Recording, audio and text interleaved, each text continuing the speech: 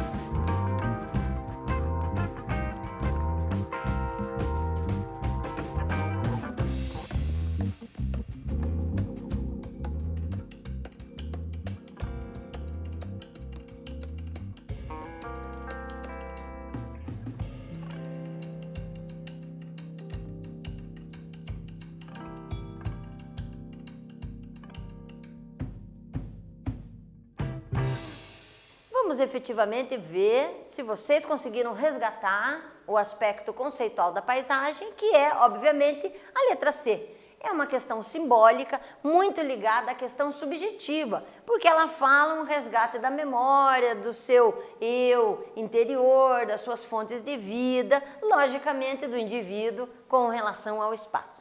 Na continuação, nós vamos remeter algumas ideias, alguns questionamentos para que você entenda a configuração do espaço geográfico brasileiro. Dentro do espaço geográfico, devemos considerar a questão econômica sendo muito importante. Nós tivemos ciclos econômicos que impulsionaram e incentivaram a ocupação de determinadas áreas. Vemos a ocupação na região nordeste em detrimento da cana-de-açúcar, o sertão nordestino, o interior nordestino, em detrimento da necessidade do gado não pisotear as lavouras de cana-de-açúcar. Depois nós vamos ver também o ciclo, vamos pular um pouquinho, fazendo um salto temporal, a questão do café na região sudeste, hoje região sudeste, o gado também ocupando o sertão, o interior da região sudeste. Mais tarde, este gado, com a necessidade de maior volume de rebanho, indo se assentar ao sul. Concomitantemente, podemos resgatar o ciclo da borracha na região norte. Isso tudo fez com que, literalmente, as sociedades fossem se reorganizando e dando esta cara que o Brasil tem hoje. E não podemos deixar de destacar a importância do ouro, aqui dimensionado neste slide.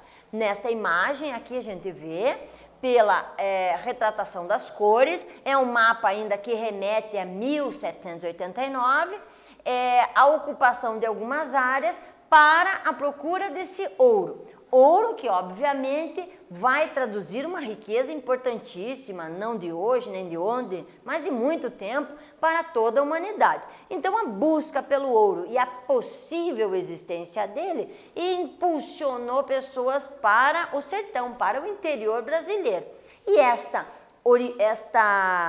origem, esta consolidação, vai fazendo com que surjam várias cidades. Algumas ainda existem, outras mudaram de nome, mas nós vamos ter Sabará, Vila Rica, Rio de Janeiro, nós vamos ter Vila Boa, nós vamos ter várias áreas que vão surgir com este intuito, localizar reservas de ouro.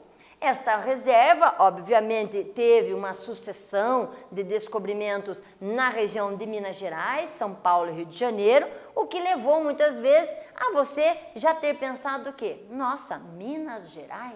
Deve ter alguma coisa com o nome. Tem. É porque ali encontrou-se uma grande quantidade de ouro, mas o ouro brasileiro, dentro da estrutura geológica, ele é de superfície. Então, muita empolgação remeteu uma certa desilusão posterior, porque no subsolo brasileiro a densidade vai ficando cada vez mais rarefeita do que tinha-se na superfície. Por isso, claro, a preocupação da coroa em dividir, organizar, criar impostos, isso é uma questão que na disciplina de História se assenta com maior profundidade. Aqui, destacando a parte em Geografia, nós temos alguns caminhos, vejam linhas que delimitam, em azul, tropas de Muares, o gado, a ocupação do gado por toda essa região, também tropas para o suprimento desse gado, então alimentação, manufaturados, pousios, que eram os lugares onde eles passavam a noite para descansar. E nestas áreas delimitadas com figuras geométricas, nós vamos ter as localidades onde se explorava mais o ouro. Vejam que dá certinho com essa necessidade da criação do volume de alimentos para a região. Observe também que aqui nós temos a posição, fazendo um resgate da orientação geográfica, a linha do Trópico de Capricórnio e a linha do Equador, já aproveitando o mapinha aqui. Na continuação, já dimensionado por vocês em várias ocasiões, e não vai ser diferente aqui, o ressalto de alguns tratados, alguns acordos entre os países para delimitar de quem ficava com o quê.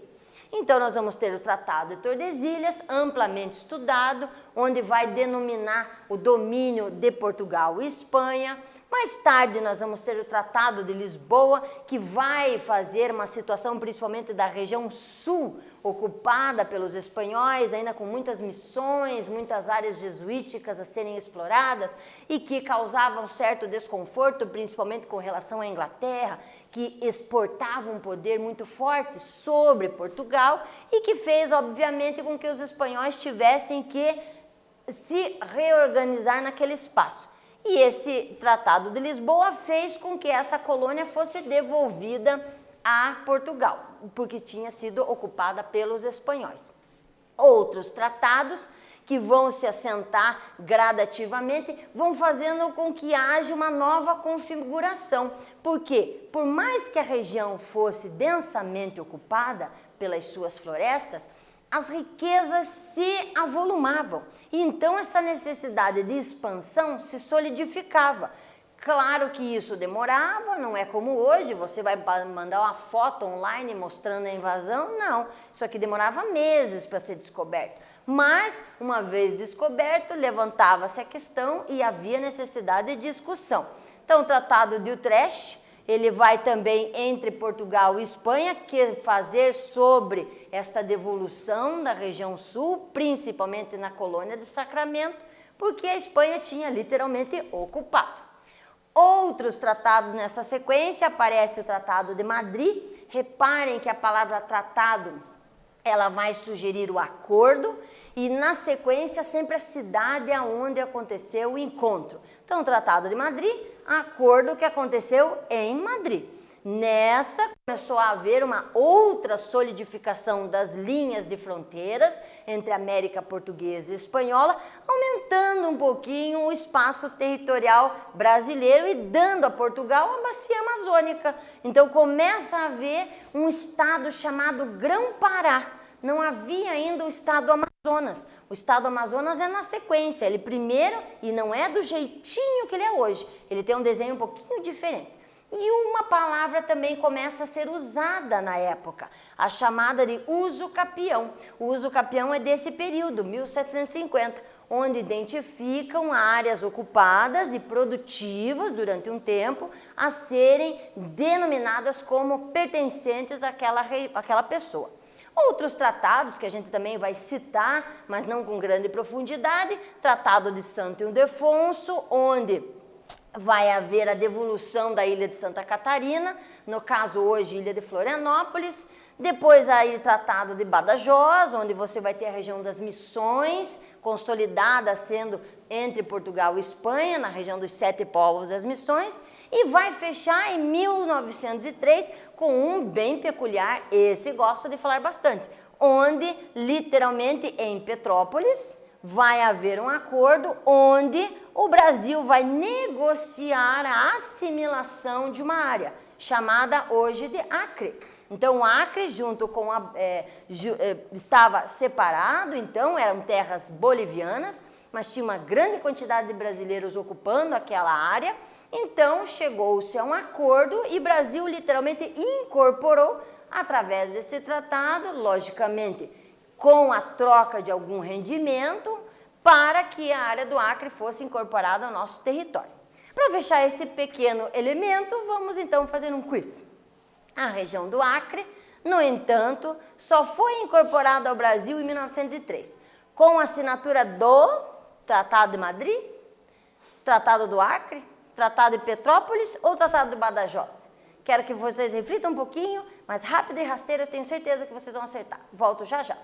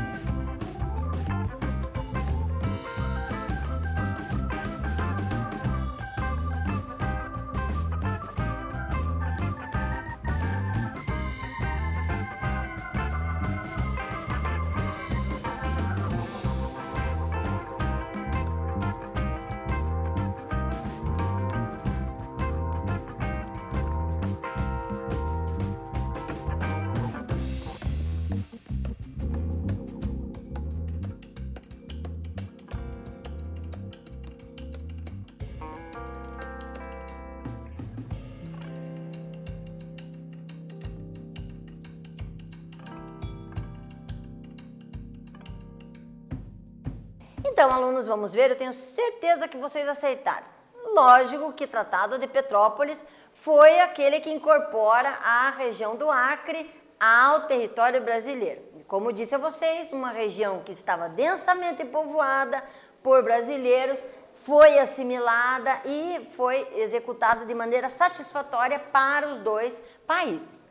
Na continuação, nessa configuração do território brasileiro, vamos pensar agora num salto. Estávamos fazendo uma ponte entre os tratados, fiz uma linha cronológica dos tratados, mas vamos pensar dentro do contexto revoltoso do momento. Porque falamos de tratados, parece que foi uma coisa calma, em algumas situações foi, como foi o caso do Acre, mas nem sempre foi assim. Por quê? Porque tem pessoas envolvidas, tem costumes envolvidos, principalmente economias envolvidas. Então, quando a gente pensa século XVIII, a gente tem que ter uma noção de que o mundo, e principalmente a Europa, estava passando pela Revolução Industrial. Então, um incentivo a novas formas de produção, principalmente uma produção baseada no volume do processo industrial. E isso, de alguma maneira, também chegou ao Brasil. Apesar de distante e apesar de ainda a nossa economia estar estruturada na agricultura e na pecuária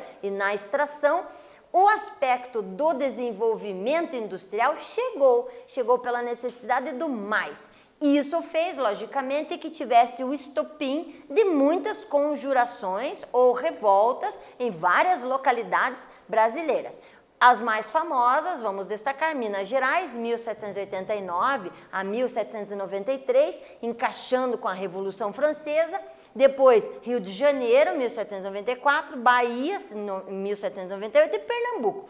Todas as situações inerentes desse processo. Por quê? Porque muitas pessoas vinham da Europa e queriam ver aquele crescimento, aquela modificação em detrimento da Europa daqui também. Então, imagine no barril de pólvora que o Brasil era século XVIII.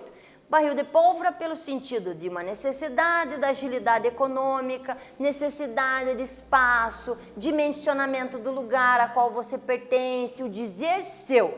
Então isso fez com que muitos movimentos revoltosos se estruturassem.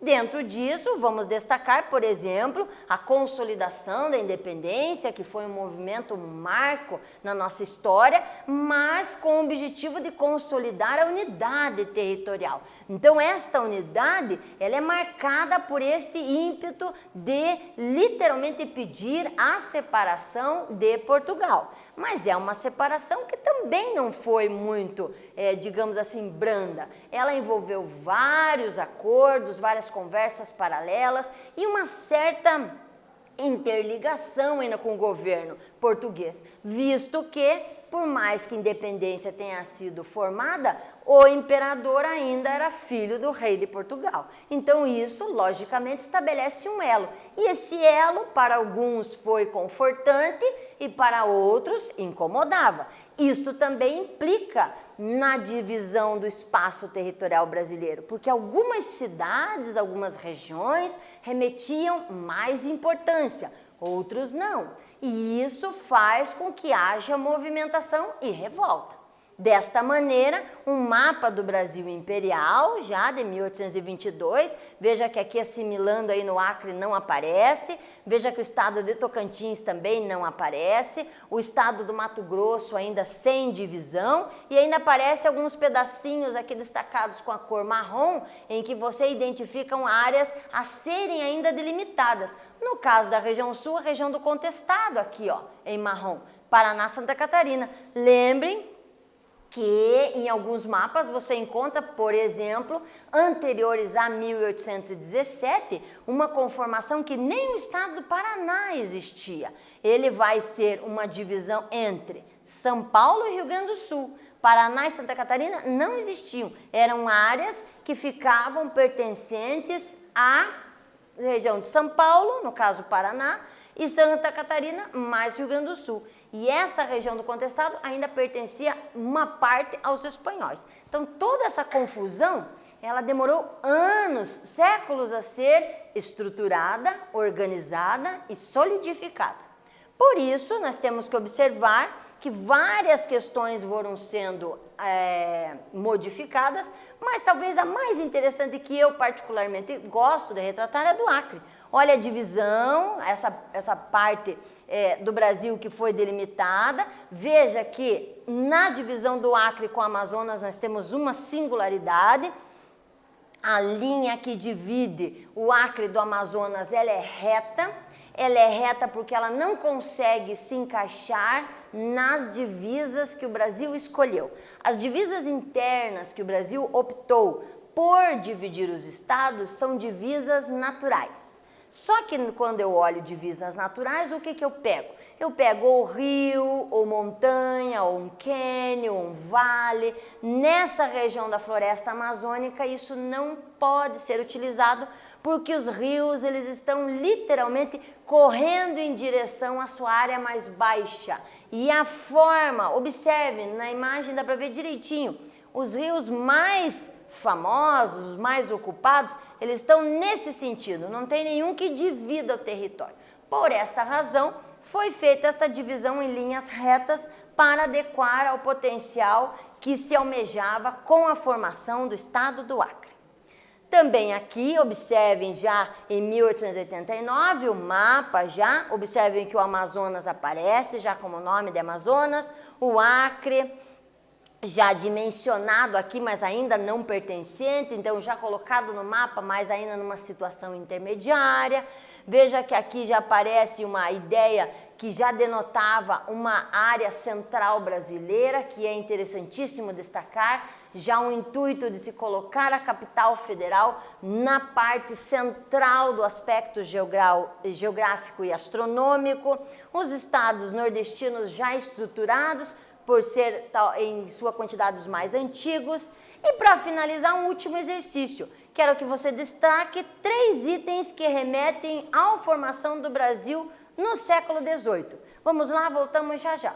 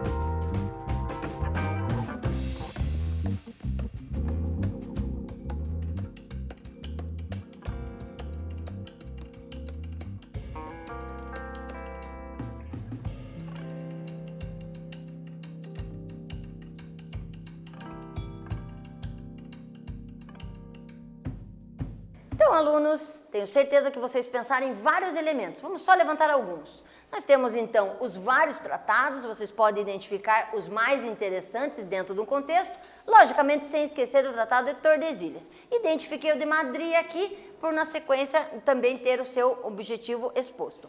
Temos também que resgatar esse desenvolvimento econômico ligado ao potencial de ocupação do território e, logicamente, algumas restrições ligadas ao aspecto litorâneo, ao aspecto de vegetação e relevo, que podemos definir também como sendo alguns empecilhos na ocupação do espaço territorial. Espero então que vocês tenham absorvido o que nós tínhamos como objetivo, que foi resgatar algumas categorias, falamos de paisagem e de território, falar um pouquinho mais sobre a ocupação do território brasileiro dentro do período totalitário, do colonial até 1903, e falar um pouco sobre a estrutura atual do território brasileiro. E na próxima vez, em um próximo encontro, falaremos mais a respeito sobre vários elementos da geografia. Até lá! Tchau!